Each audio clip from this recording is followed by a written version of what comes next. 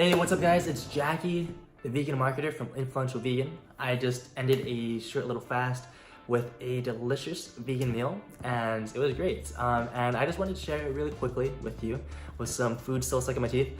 The backstory of basically how I became the Influential Vegan and, or not the Influential Vegan, how I became the vegan marketer from Influential Vegan and how that kind of just came about, right? So this all kind of started in high school, right? So this is when I very first came across the idea that my diet had some type of impact on me, right? And you know, more than me. So throughout the majority of my life, I was eating fast food, I was eating the standard American diet, you know, and it wasn't until I started doing sports, right? I was actually a triathlete. I was doing cross country, wrestling, and track, and I wanted to eat healthier, right? I wanted to get that, you know, six-pack to supplement all the exercise I was doing. So, you know, that's what I did. That was my first relationship with deliberate eating. And, you know, it worked. It was cool. You know, I thought I was eating healthy. I was eating boiled chicken and a bunch of broccoli and, you know, it got me what I wanted, right? But it wasn't until I turned 17. It was actually at a beach cleanup, right? I was volunteering with a couple of different friends of mine through this organization that we were all part of. And we had lunch, right, on the pier, and it was a burger place, and I got this veggie burger, and I was like, wow, that's pretty good.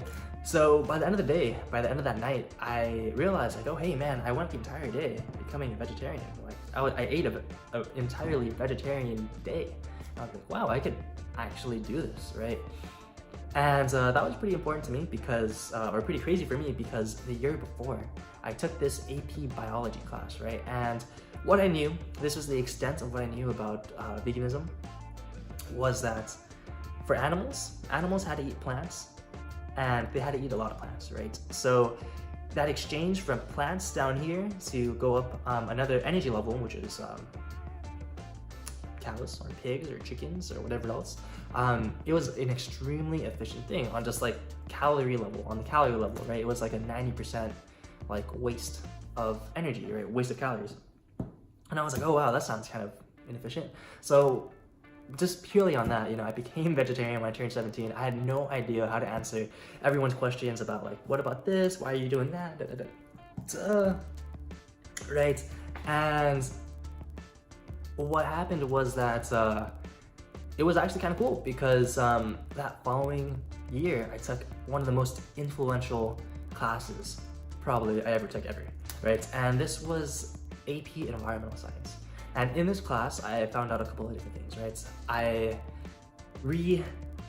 cemented why I was vegetarian, right? Why I decided to make the decision. It gave me a lot more concrete things concrete reasons that I can give to people, whatever else, right? It gave me a passion for the environment because, you know, it gave me something to care about that was bigger than myself. And, you know, this translated to me on my diet, right? I was like, wow. Oh, well, one of the things that I found out was that like, just by reducing your carbon footprint, or just by reducing your meat consumption, you can reduce your carbon footprint by like 30, 40, 50, 60% even, right? So I was like, oh man, yeah, I like that idea, right? You know, it is aligned with what I'm doing and I felt good, right? And that was one of the first classes I started to think larger than myself, or started doing things in a way that was aligned with thinking larger than myself, right? Because the majority of high school, you know, well, I'll get into that later, but basically, why that was also really powerful was because throughout high school, I did really well in my science classes and my math classes, right? I was part of these engineering programs at my local community college, whatever else. And, you know, I was basically set on this STEM pathway to become an engineer, to become a scientist, whatever else. And, you know, I didn't really know what I wanted to do, right? But through this passion of the environment that I found through this class, right, I put two together and I was like, oh, you know, I could be an engineer like everyone is telling me to do. And, you know, I care about the environment. So let me put those two together and become an environmental engineer, right? So that's kind of what I did, right? I decided to look up, you know, top environmental engineering schools, and,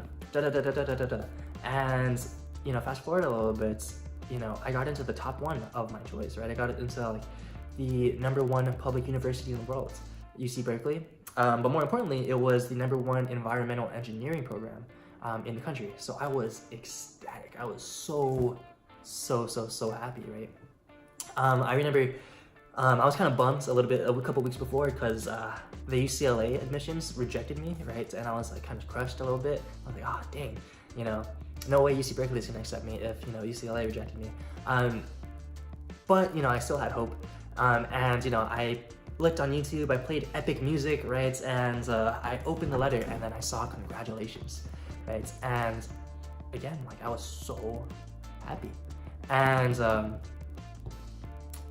I like yelled, I screamed. I didn't even know I could make those noises, right? And then I go to my mom, I hug her, I pick her up, I spin her around, right? She doesn't know what's going on. She doesn't know about UC Berkeley. She doesn't know about my environmental engineering and whatever else. And you know, she's just happy to see like all this joy in my face and my emotions and everything, right? I call everyone. I call my girlfriend, I call all my friends, I call my coaches, I call my mentors, I call, you know, like everybody. And it was a really exciting time in my life because, you know, I thought I had it all together, right? You know, I was on top of my fitness, right? Because I'm doing all this crazy exercise for these extracurricular activities. You know, I feel aligned with my values because I'm on this, you know, vegetarian journey of, you know, choosing to choose my diet, you know, and, you know, I thought that I had it really together because, you know, I didn't know what I wanted to do, but I knew I wanted to make an impact in the world. I knew I wanted to help people. And I thought the vehicle for me to do that was through environmental engineering, right? So when I found out that I got in, I had all these projections in my head that I was like, yes, you know, I'm on my path to do exactly that, right? So, you know, I'm ecstatic, right? But fast forward a little bit, I graduated as valedictorian, you know, still feeling like I'm the shit because I was like this triathlete and president of all these clubs and going to, you know, my dream school and I'm on my mission, on my path, all this other stuff, right? But then come, you know, me actually going to Berkeley my first year, and, you know, I was struggling. And, you know, not with my classes. I was actually doing pretty well in my classes. I was getting like A's, maybe like 1 or 2 B's, right? But I was struggling to make the connection between what I was doing, right, what I was learning, and how I was actually going to make an impact in the way that I wanted to, right? I was having trouble finding that connection to see how what I'm learning from this textbook was actually how I can apply that into my life, right? And it was hard, right? So I was having this internal dilemma, right? But in addition, I was also having these other couple type of problems in my life, right? I gained like 35 pounds in the first couple of months because, well, for one, I was still eating like an athlete, but I was no longer exercising 3-4 hours every day. And, you know, I quickly gained a lot of weight. I was feeling really depressed, you know, maybe not clinically diagnosed or anything, but, you know, I was definitely sad, right? And I felt like I had lost a sense of purpose. Like I lost my fire that I had, right? And, you know, it was a really sucky feeling. One of the like rougher patches of my life, I'd say. And later that year, right, I found out, or I revisited the connection between my diet and how it affected me and everyone else, right? And when I revisited this, I kind of came across like this idea that like, hey, you know, there's actually something a little more that I could do beyond being a vegetarian, right? And as you may know, this is veganism. And, you know, at first for a while, I thought this was just this extreme idea that like, you know, only the extremists do, right? But there was this highly respected professor that I had. I didn't even have him. I just respected him a lot. And, you know, I followed his work and whatnot. And I found out later I don't remember how exactly I found out, but I found out he was vegan. And that changed my entire perspective. I was like, wow, this vegan thing isn't only for extremists, it's for, you know, really cool people who are trying to make an impact, like, you know, Professor so-and-so. And, you know, that changed my perspective. I had like this click on my head to seeing it as something that was like, oh wow, just this concept is something that like, I could do it myself, right? So as I kind of got into that, you know, I started exploring more into the different concepts, the different reasons why someone might actually choose a plant-based diet, right? And through all of that, I finally made the decision to go vegan, and it felt so good, right? And the reason why was because I had all these values, right? I had this conversation in my head about, you know, what I knew was right, what I thought was right. And, you know, I was reflecting on what my actions were actually doing, what I was actually doing, and what my actions said. And by choosing a vegan diet, by choosing to go, you know, plant-based, I actually realigned my actions with my values. And, you know, in addition to that, that also gave me a new sense of purpose. It like refired me, you know? So you can imagine, I was extremely excited, and I want to share this with everyone, right? You might already imagine how bad this might go, but I wanted to share this with everyone because, you know, this was a powerful experience that I went through, right? And I, you know there's a lot of other people that could benefit from this. I know that, you know, not just them on a personal level, but also, you know, in the way that they can help other people and help the cause and, you know, spread the message, right? I was like so on the message, right? I thought it was pretty cool. So I tried to tell everyone, right? I tried to tell my friends, I tried to tell my family, I tried to tell my homies, my roommates, right? And unsurprisingly, a lot of them were very unconvinced, right? And in a lot of ways, I was kind of coming off like that angry, preachy vegan, whatever else. And, you know, for the longest time, I thought it was just me. I thought I just was very bad at articulating the reasons, the benefits, why they should go vegan, right? So, you know what I did instead? I said, or what I did was, okay, right, you don't want to listen to me? Well, watch this video, watch Gary Yoski, watch What the Health, watch Forks Over Knives, watch Conspiracy, watch, you know, Earthlings. You know, you gotta take off the blinders, right? You know, that's what I was on. And I was thinking, like, okay, if they won't listen to me as their friend, as their you know, maybe they'll listen to this stranger on this video that they don't even know, or this documentary that they don't even care about, right? Because they can articulate it better than I could, because I thought that what I had to say was not good enough. I thought that my experience was not good enough to, you know, convince them, to convey them about the values of this message, right? So, you know, maybe you've experienced that, right? But then again, I quickly realized that was also very, very ineffective, right? People were not very keen to watching those videos. I remember specifically, like, some of my closest friends, I would actually be like willing to put up with it. I would like sit down with me. I would like sit down with them and I'd be like, all right guys, we're gonna watch this lecture. It's like the 5th time I'm gonna watch it and it's great, right? Let's go watch it. And I'd like look at them to make sure that they like weren't distracted, so that while they were watching it, so that they can get the message. And you know, I'd be like, this is the video, you're gonna turn vegan, right? And you know, that was not very effective at all, right? And then, you know, quickly enough, I got the social cues that this was kind of annoying, right? The way I was going about it was very ineffective, right? And not only was it ineffective, it was also kind of giving me a certain image. It was giving me a certain reputation, and it was straining my relationships, right? I was beginning to gain this, I don't want to say reputation, but maybe this association with being a preachy vegan, with being that angry person, with, you know, not like wanting to talk, not wanting to eat with this dude because, you know, what would you eat with them? And he's just gonna always just, you know, talk smack about our food, right? And, you know, I cared about this message a lot, but I wasn't sure if I was willing to risk my relationships and risk, you know, this association for the sake of this image, right? So I kind of held my tongue, right? I felt that like every time I brought something up that I cared about, like in regards to veganism, that I had to be apologetic about it. Like, hey, I'm sorry, but like, you know, also, and you know, that is a very, very tough place to be in, because you know, you're so deeply passionate about all these values that you have, right?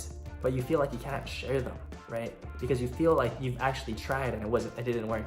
So you go along with what society says. What a lot of people say nowadays, it's like, you know, you do you and I'll do me, right?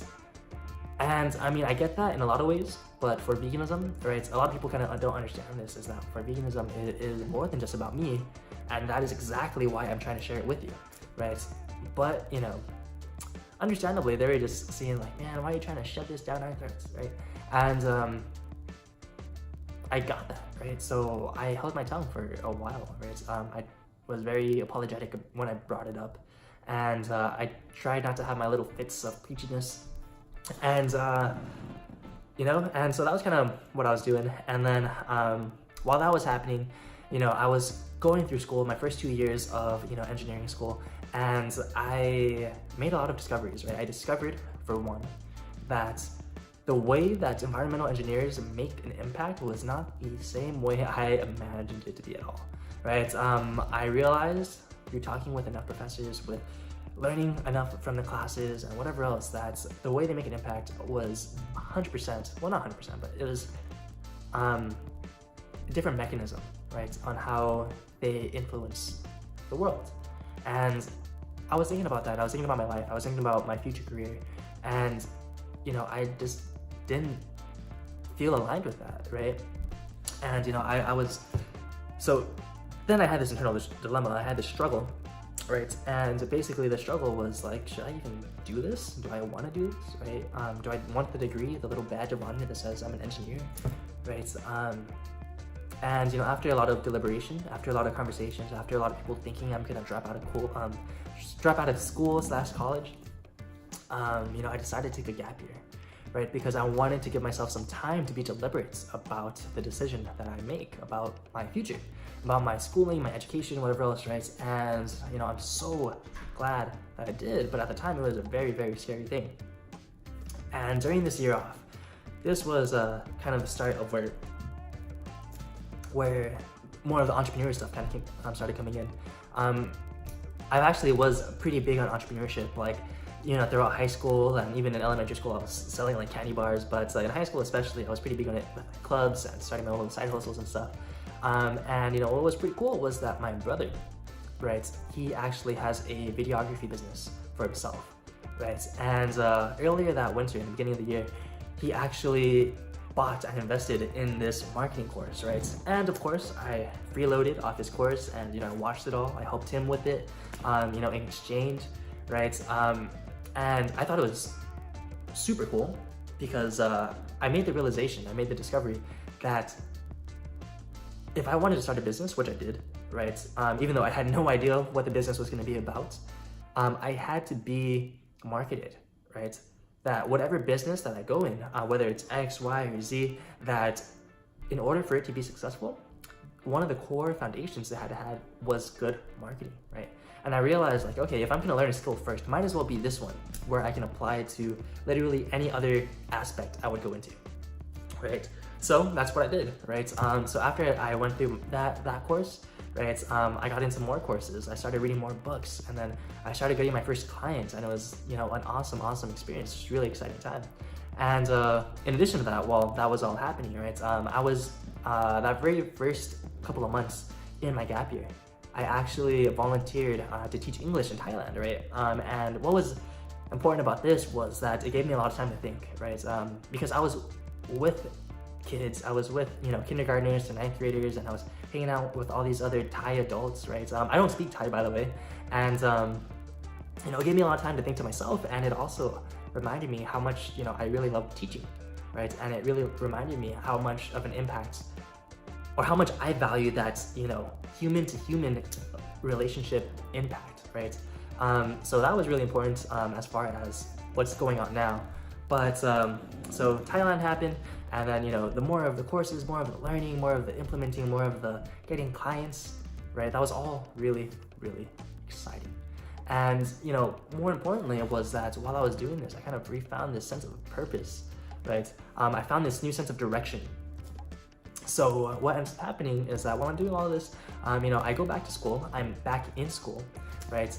And it was really powerful. Well, before I go into that,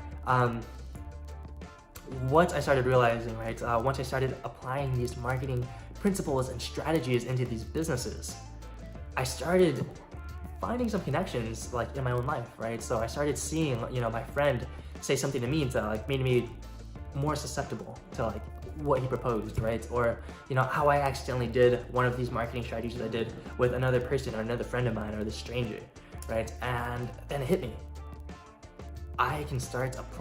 People can start applying these marketing strategies to other people, because that's what it is, right? Marketing is just getting someone to buy something, right? To make a decision.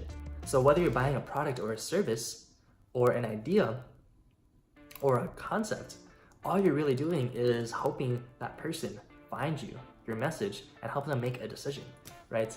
And once I realized that, I was like, whoa, I can apply this to all the stuff I value. I can apply this to health. I can apply this to veganism. And you know, surprisingly enough, I try to, you know, slowly implement it. I didn't try to go full out on it, right? But what was crazy was people were way more receptive, right? And I found this side of me that was like really excited, because I was actually able to share all of this veganness inside of me that I've been holding in for so long. And what was really amazing about it this time around, right? So that first time, preachy, boom, not good, just blah. Right, second time, you know, not me, but all these other people watch it, right? Didn't work. But this time, people were actually curious to hear more. They were like, instead of turning me down, shutting off, right? They were like, hey, you know, tell me more. Like, wait, actually, really? And that was really cool, because I no longer had to be apologetic, right? I unapologetically shared this message that I was so passionate about. I felt like I didn't have to hold myself back, right? And the amazing part was that a lot of the time it was welcomed, right? And it was crazy how just doing these little strategies, these little deliberate ways of proposing a message, right, to get someone to make a decision, how much of an influence that has on how effectively I've been able to convey a certain message, right? And that was amazing. And that is kind of how I came across the idea of sharing this with other vegans, because I know I definitely am not the only person who struggled with having to hold their tongue, with having to be apologetic with their message, with something that they hear so much about, right? That people just seem to like brush off, right? And I feel that, and I really want to help people who care on this level, right? Because I really do care about people, and I care about our society. And that's actually why when I came back to school, I decided to go into sociology, right? I decided to study sociology so that I can study people, so I can study culture, right? So I can study how the institutions and the culture affect us, and how, more importantly, how we can shape culture. Because, as you may know, or you may agree with me or not, that's totally fine, but I love a lot of things about our culture, but we do have this aspect of our culture that is inherently violent. We have this culture of normalized violence, right? And I want to change that, right? How is going to be the challenge, right? That's going to be the journey, right? But I want to share this powerful tool, which is direct response marketing, and how to apply it to people's businesses and how to apply it to their lives, so that they too can share this message that I'm so passionate about, so that we can together, shape this culture, so we can change the culture of normalized violence, right? And so that way you can, be able to be yourself, to be unapologetic about who you are and what you value, right? Because for me, that was one of the biggest transformations to me finding my drive again, for me becoming, who I am now, right? Without that, I have no idea where I'd be right now. I don't even want to think about it, but it was extremely powerful for me, and I know this will be extremely powerful for a lot of you watching. So that was exactly why I became the vegan marketer. That's exactly why I came up with Influential Vegan, and this is why I really want to share this message, right? So that is, in short, the backstory of the vegan marketer, about me, right? It's how I became to do this stuff, right? For one, that whole vegan journey, that if you're watching this, if you're vegan, you might have something similar to this, but more importantly, that maybe is a little more relatable.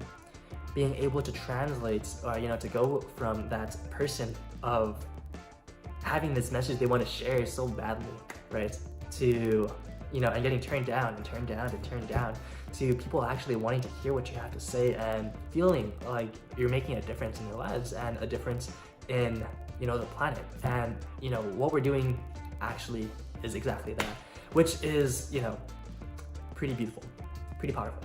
Okay, so yeah, I feel like this video is getting kind of long enough, 25 minutes. But yeah, thank you. If you've watched this far, thank you for listening to the story, listening to this history of sorts of how this kind of came together and what I'm about. So yeah, with that, I want to say I appreciate you a lot, and I hope you have a beautiful day. Okay, so with that, I will talk to you soon.